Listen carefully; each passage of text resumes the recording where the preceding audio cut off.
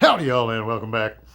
Regular viewers will know that I am a great big giant fan of the Primary Arms Gen 2 Cyclops, their SLX 1X Microprism as it's also known. And I switched to the, as soon as they came out with it, I got the elevated riser for it, which brings you up to 1.93 instead of the traditional like 1.5. That's your height above the receiver to the center line of your optic. And then I picked up the FEAR, the Field Expedient Elevated Riser from SC Irregulars in this like path that I'm following of trying to develop a more erect shooting posture for CQB type shooting. And like I almost had it kind of sort of mostly dialed in. And then it finally occurred to me that that elevated riser, the FEAR, is really designed for optics at the 2.26, 2.25 elevation. So like your Unity Tactical, that great big tall sucker from Unity, or they're kind of like block risers for holographic sights. So I was like close, but I was still having to do just a little bit of a scrunch down to get the reticle into the center of the Cyclops.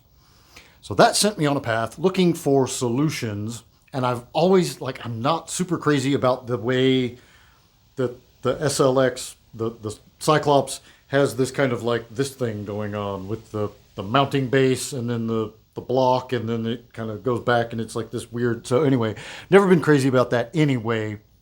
I even flipped mine around backwards and it sort of looked better, but not really.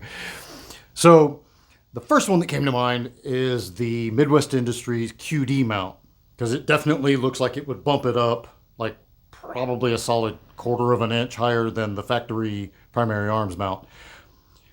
I'm not super crazy about QD. I wanted something hard mounted, like permanent, but it probably would have worked. But it almost looked a little too tall.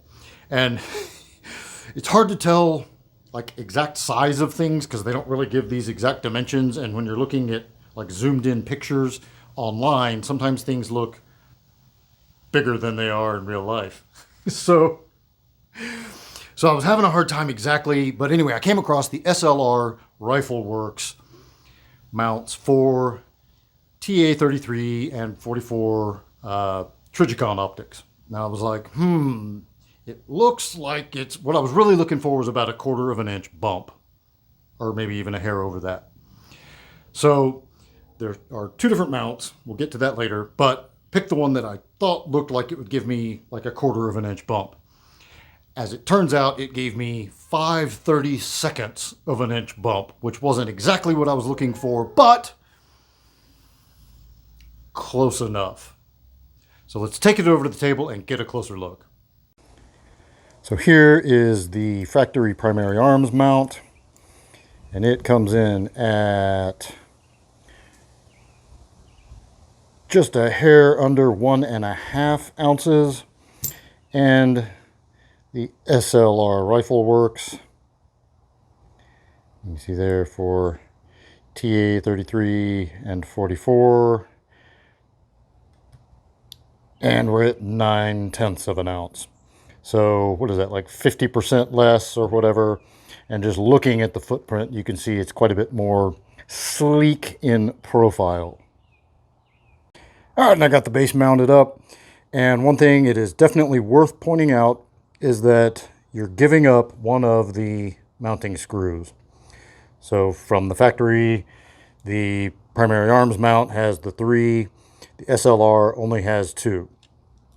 Fun fact, trying to set up my camera just now, I dropped it. So I did an accidental drop test and it held together just fine, and may have, I think that was already there. But I mean, it wasn't a real like hard drop or anything, but it did drop all the way and nothing seems to have shifted, and we've got it Loctited in there and everything went together easy peasy. It is definitely important, if you're going to make this jump, that you note that this is the SLR high mount, which seems counterintuitive because it is lower than their low mount. And the difference in name is actually referring to the Trijicon optics themselves.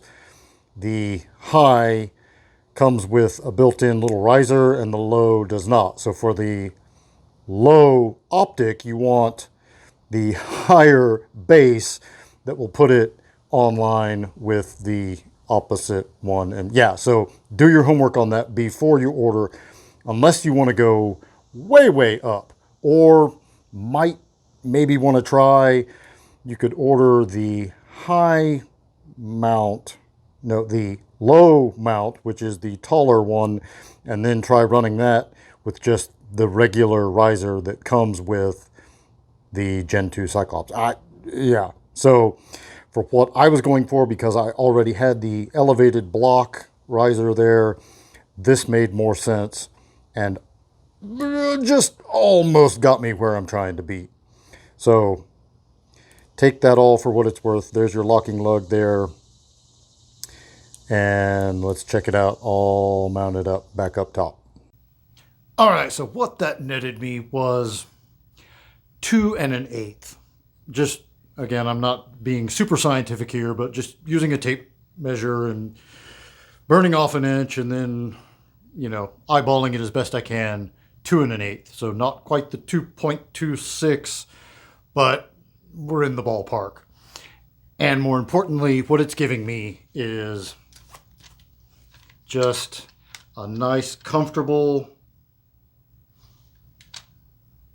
quick reticle right in the center, which is what I was looking for. So I think the Midwest Industries or maybe the Bobro might have given me a little more elevation, but I would rather have to ooch down just a hair than feel like I was having to look up into it. I would rather crouch maybe a little than looking up into it. So mission accomplished. Wasn't cheap. It was like $120 shipped, but looks a hell of a lot better. Shaved off half an ounce, which is something, right? And I'm really happy with the way it looks, which is the important part, right? So that's all I got, y'all.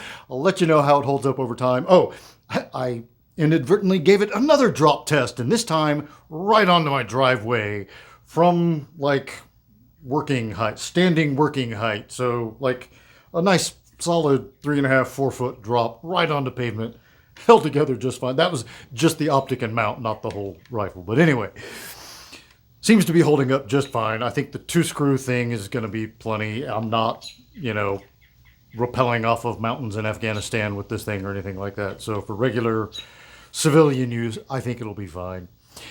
That's all I got. Until next time, be easy, y'all.